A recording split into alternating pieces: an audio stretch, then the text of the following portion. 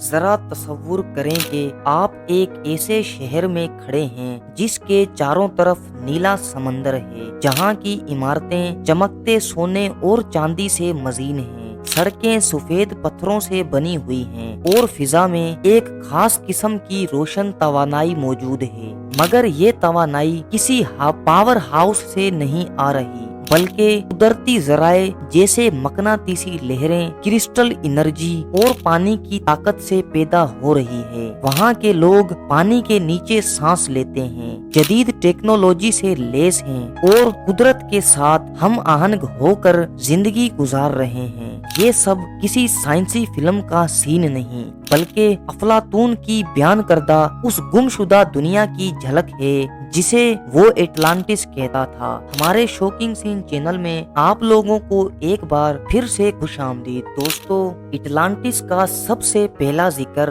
یونانی فلسفی افلاطون نے تقریباً 2400 سال قبل اپنی کتابوں ٹائمیس اور کریٹیاس میں کیا۔ اس کے مطابق اٹلانٹس ایک ایسی سلطنت تھی جو بحر اوقیانوس کے بیچوں بیچ واقع تھی اور اپنے دور کی سب سے طاقتور، ترقی یافتہ اور خوشحال قوم تھی۔ افلاطون نے اس شہر کی تہذیب کچھ یوں بیان کی ہے کہ وہاں کے شہر گول دائرہ نما تھے جن کے بیچوں بیچ محل، مندر، جھیلیں اور نہریں تھیں، اور یہ تمام دائرے نہروں اور پلوں کے ذریعے ایک دوسرے سے جڑے ہوئے تھے۔ ان کے انجینئرنگ کے کمالات اس دور کے لیے ناقابل یقین تھے۔ اس شہر کے لوگ نہ صرف جسمانی طور پر طاقتور اور ذہین تھے بلکہ روحانی اور سائنسی لحاظ سے بھی انتہائی ترقی یافتہ سمجھے جاتے تھے۔ ان کے پاس ایک خاص دیہات ہوتی تھی جسے اوری کلکم کہا جاتا تھا،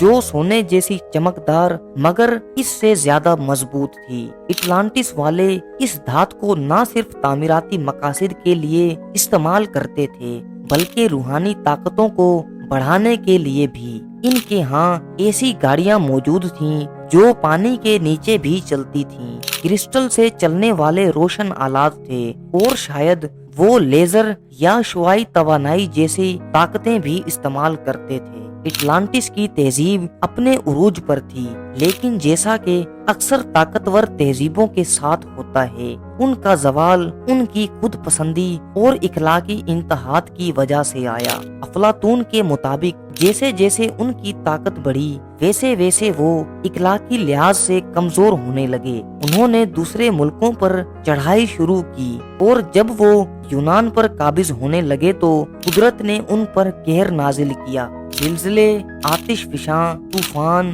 اور دیو ہیکل سونامی کے ذریعے اٹلانٹس کو ایک ہی دن اور ایک ہی رات میں سمندر نگل گیا۔ وہ عظیم شہر جس کی شان و شوکت زمانے میں مشہور تھی، اب سمندر کی تہہ میں دفن ہو چکا تھا۔ افلاطون کے اس بیان کو کچھ ماہرین ایک تاریخی واقعہ مانتے ہیں جبکہ کچھ فلسفیہ سمجھتے ہیں کہ مگر سوال یہ ہے کہ اگر یہ صرف ایک کہانی تھی تو اس کی تفصیل اتنی حقیقت پسند کیوں ہے؟ صدیوں سے دنیا بھر کے سائنسدان، ماہرین آثار قدیمہ، غوطہ خور اور متحسس لوگ اٹلانٹس کی تلاش میں ہیں۔ یونان، اسپین، حتیٰ کہ انٹارکٹیکا جیسے مقامات پر تحقیق کی گئی۔ کچھ لوگ سمجھتے ہیں کہ سانتورینی جزیرے پر موجود قدیم موئن تہذیب دراصل اٹلانٹس ہی تھی جسے آتش فشاں نے تباہ کر دیا۔ جدید ٹیکنالوجی جیسے سیٹلائٹ امیجری، سونار اسکیننگ اور زیر آب روبوٹس کی مدد سے بحر اوقیانوس کی تہہ میں کچھ ایسی اشکال دیکھی گئی ہیں جو انسانی تعمیرات سے مشابہت رکھتی ہیں۔ واضح راستے، دیواریں اور مستقل شکل کی تعمیرات کی تصاویر وقتاً فوقتاً منظر عام پر آتی رہی ہیں، حالانکہ ان کی سائنسی تصدیق نہیں ہوئی، مگر ان کے وجود نے اس نظریے کو تقویت دی کہ شاید اٹلانٹس کوئی خیالی شہر نہیں تھا، اور دیگر خلائی اداروں کے ماہرین نے بحر اوقیانوس کے نیچے کچھ ایسی مقناطیسی لہریں دریافت کی ہیں جو عام فزکس کے قوانین سے मुताबिकत नहीं रखती। वहाँ के पानी का दर्जा हरारत और दबाव भी गैर मामूली पाया गया है। कुछ गोताखोरों ने बयान किया है कि उन्होंने ज़ेरे आबे अजीब व गरीब रोशनियां, गुंबद नुमा इमारतें और सुतून देखे हैं। इन मुशाहदात पर मुकम्मल यकीन तो नहीं किया जा सका, मगर ये तहकीक का दरवाजा जरूर खोलते हैं। मशहूर अमेरिकी मुसन्निफ और मुहक्किक चार्ल्स बटलर ने अपनी किताब दी मिस्ट ऑफ एटलांटिस में ये दावा किया है कि एटलांटिस एक हकीकत है और कुछ हुकूमतें इसकी मालूमात अवाम से छुपा रही हैं। इनके मुताबिक इस शहर की टेक्नोलॉजी इतनी तरक्की याफ्ता थी कि अगर आज भी दरियाफ्त हो जाए तो मौजूदा साइंसदान इसे मुकम्मल समझ नहीं पाएंगे। बाज नजरियात के मुताबिक एटलांटिस के कुछ बाशिंदे आज भी जमीन के किसी खुफिया गोशे में जिंदा हैं या उन्होंने ज़ेरे जमीन शहर आबाद कर रहे हैं। दिलचस्प बात यह है कि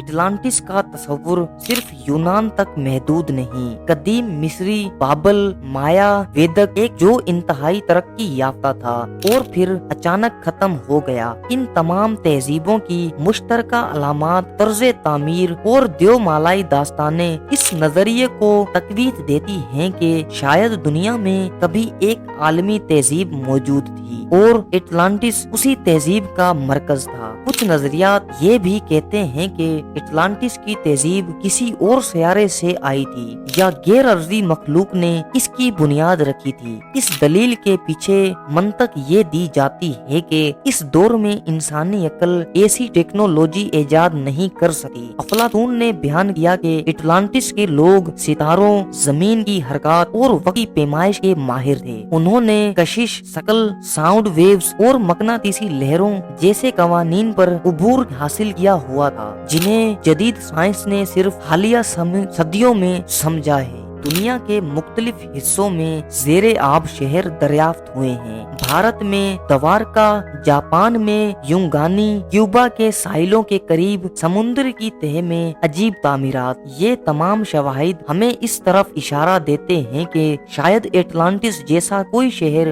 वाकई मौजूद था या कम अज कम दुनिया में कभी ऐसी तहजीब जरूर मौजूद रही है जिसने मौजूदा टेक्नोलॉजी से कहीं आगे सोचा था। अगर अफलातून का बयान सिर्फ समसील होता तो इसमें इतनी तफसील, तरतीब और हकीकत पसंदी क्यों होती?